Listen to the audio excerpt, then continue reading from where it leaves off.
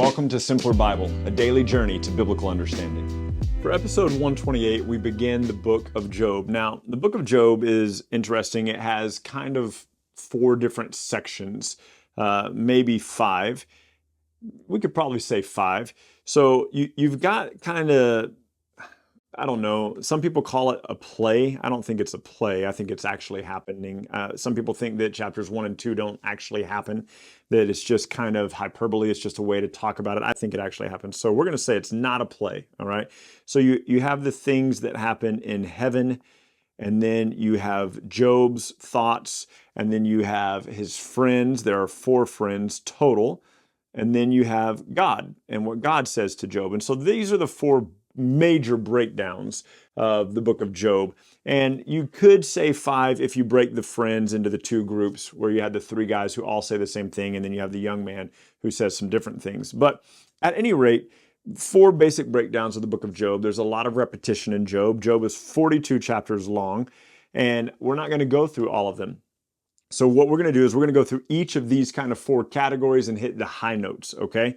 So one of the things to consider here, let's look at Job chapter 1 and 2 in their entirety, because it sets up the rest of the story for us. Job chapter 1. Oh, by the way, if you're looking at where Job fits in the space of the Bible, it's really not in the middle of the Bible. This occurs somewhere around Genesis 11, and it's going to be after the Tower of Babel, okay? After the Tower of Babel, because there are languages and people have been divided. But historically, Job is the oldest book of the Bible, because remember, tradition tells us that Genesis, Exodus, Leviticus, Numbers, and Deuteronomy are the first 5 books of the Bible were written by Moses, and Moses will be much later. So Job is historically the oldest book of the Bible, chronologically falls in about halfway through Genesis chapter 11. So here we go. Job chapter 1, beginning in verse 1, there was a man in the land of Uz whose name was Job, and that man was blameless and upright, one who feared God and turned away from evil. So this is, remember, prior to the law, prior to priesthood, prior to Moses, prior even to Abraham, and this man was blameless and upright, one who feared God and turned away from evil. There were born to him 7 sons and 3 daughters. He possessed 7,000 sheep, 3,000 camels, 500 yoke of oxen, 500 female donkeys, and very many servants, so that this man was the greatest of all the people in the East. His sons used to go and hold a feast in the house of each one on his day, and they would send and invite their 3 sisters and eat and drink with them. When the days of the feast had run their course, Job would send and consecrate them, and he would rise early in the morning and offer burnt offerings according to the number of them all. For Job said, "It may be that my children have sinned and cursed God in their heart," and thus Job did continually. So his sons would throw a party, invite their sisters, and then when the days of the party were over, Job would make sacrifices on behalf of his children, saying just in case they've cursed God, in case they've cursed God in their hearts. So he was making sacrifices on behalf of his kids to God. Verse 6, now there was a certain day when the sons of God came to present themselves before the Lord, and Satan also came among them. Now, the word Satan in Hebrew it's used as a noun sometimes, but it can also be an adjective. And so the word Satan just means adversary. And it's hard for me to write and talk at the same time. So I think that's adversary so Satan just means adversary, but this is speaking obviously of an individual person. So we think that this is the proper noun Satan, right? Which is why it's capitalized in most text.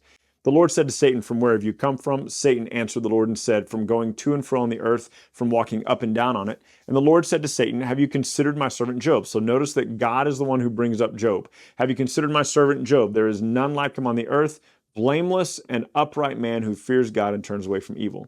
Satan answered the Lord and said, "Does Job fear God for nothing? Have you not put a hedge around him and his house and all that he has on every side?" It's interesting to me how oftentimes people will pray and they'll say, "God, put a hedge of protection around us." I'm guessing they get it from right here, right? And Satan says, or God says to Satan, "Have you considered my servant Job? He's blameless, he's upright. There's no one like him who fears me."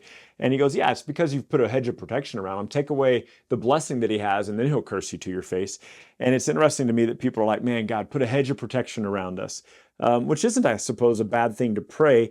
But let's look at the whole of the story of Job and see what's going on here, because at the end of this story, Job is going to know God better than he does right now. He's going to have come to put his faith in God. And so Job, the result of this is going to be that Job comes to know God well. So Anyway, Satan says, have you not put a hedge around him and his house and all that he has on every side? Verse 10 here, you have blessed the work of his hands and his possessions have increased in the land. But stretch out your hand and touch all that he has and he will curse you to your face. So the Lord said to Satan, behold, all that he has is in your hand, only against him do not stretch out your hand. So Satan went out from the presence of the Lord. Now, there was a day when the sons and the daughters were eating and drinking wine in their oldest brother's house. There came a messenger to Job and said, the oxen were plowing, and the donkeys feeding beside them, and the Sabaeans came and took them and struck down all the servants with the edge of the sword. I alone have escaped. So the oxen and the donkeys, gone. That's the first thing. While he was yet speaking, there came another servant that said, the fire of God fell from heaven and burned up the sheep and the servants and consumed them, and I alone am the one to escape. So now the sheep are gone. While he was yet speaking, there came another one and said, the Chaldeans, this is the Babylonians eventually, formed 3 groups and made a raid on the camels and took them and struck down the servants of the edge of the sword. So the camels are now gone. While he was still speaking, there came another and said, your sons and your daughters were eating and drinking wine in their oldest brother's house. And behold, a great wind came across the wilderness, struck the 4 corners of the house, and it fell upon the young people, and they are all dead, and I alone have escaped to tell you. So let's go back up here, and you'll see this. Let's see, here it is. He had 7,000 sheep, 3,000 camels, 500 yoke of oxen, 500 female donkeys, and a lot of servants, many servants.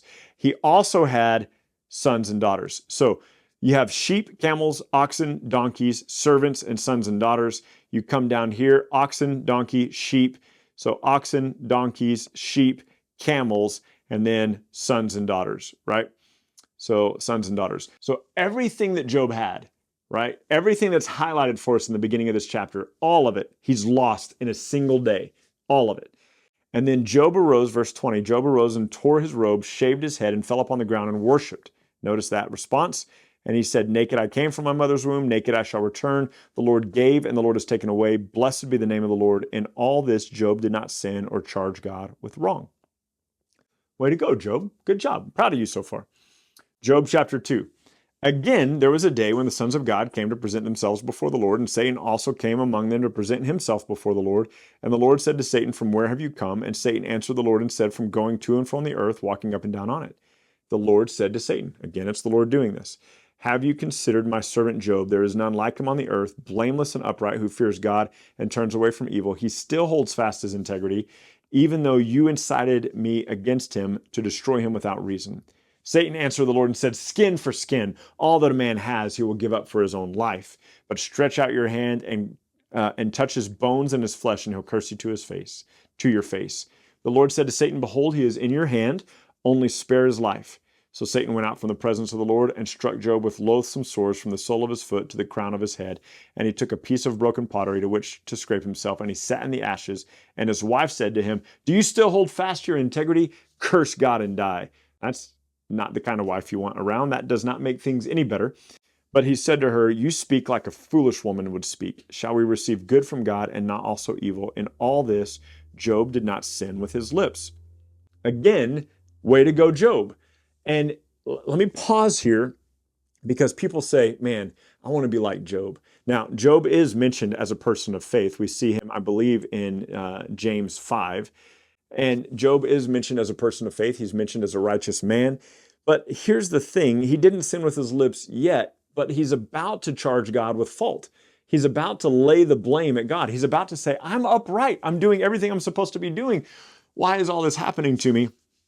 And so for these instances, he doesn't lay any blame at God. For these instances, he doesn't sin with his lips, but about 7 days later, he's going to. So it says this. Now, when Job's 3 friends heard of all the evil, all the harm that had come upon him, they came each from his own place. And we've got these first 3 friends. You got Eliphaz, the Timnite, Bildad, the Shuhite, and Zophar, the Naamite. These 3 friends are a little bit older. They're older guys. They all kind of speak the same thing, so they say the same thing. And then there'll be a younger guy that speaks later. We'll talk about that in a minute. Let's see. See, I can't talk and write at the same time. They say the same thing, right?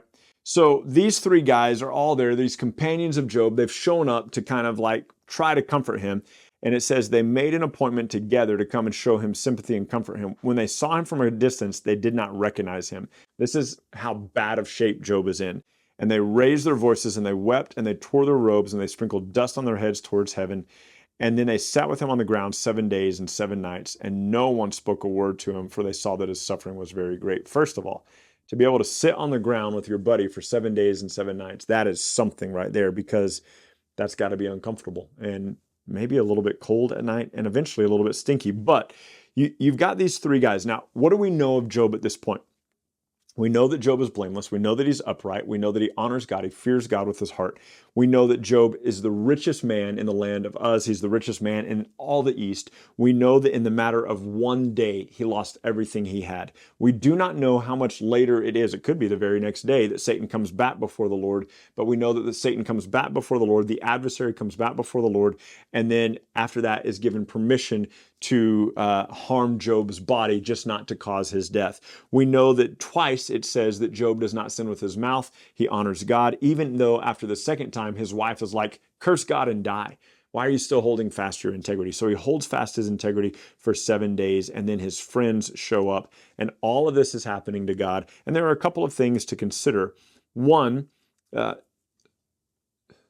why is this happening? And I would argue that at least part of this is ultimately for Job's salvation, because Job, at the end of the book, comes to know God. Spoilers, but at the end of the book, he says, I had heard about you with the ear, but now I have beheld you with my eyes. I repent in dust and ashes. And so he comes into this knowledge of who God is. But there's so many things that Job is about to learn about God and the magnitude of God that will forever alter who Job is. And so the hedge is removed. Satan's allowed to harm Job, but not allowed to harm Job outside of the will of God. And it reminds me a little bit of 1 Samuel 24 and 2 Chronicles 21. Do I have that backwards? I do have that backwards. 2 Samuel 24 and 1 Chronicles 21, where David is incited by God to count the fighting men, but in another text it says that Satan incited David to count the fighting men. And so we see both of those kind of at play here. The other thing that's interesting to me is all of the host come, all the sons of God come to present themselves before the Lord. And we see this in a couple of different places. We'll also see this in 1 Kings 22, where we get kind of a picture into heaven, and we see all the host of God gathered around God. Why they are gathered there, why they're coming there to gather before the Lord, the Bible does not tell us, but Satan is there, and he's been walking to and fro upon the earth. And so that probably reminds you a little bit. So he says, where have you come from? He says, I've come from going to and fro on the earth. And that might remind you a little bit of 1 Peter that says, our enemy, the devil, roams around like a roaring lion, right? Seeking whom he may devour. So it might give you some of those kinds of vibes. But even though this is bad right now for Job, it's going to be very good. So hold on, keep going. We've got 3 more days of Job to look at, and we have some really cool stuff to unpack. And unpack, no T on the end of that. And I will see you next time. Thank you so much for journeying with us today at Simpler Bible. Together, you and I have looked at another passage of Scripture and come to know the Bible a little bit better and enjoy God more fully. This video, along with all of our videos, can be found at simplerbible.com, where you can enjoy our Through the Bible in a Year course.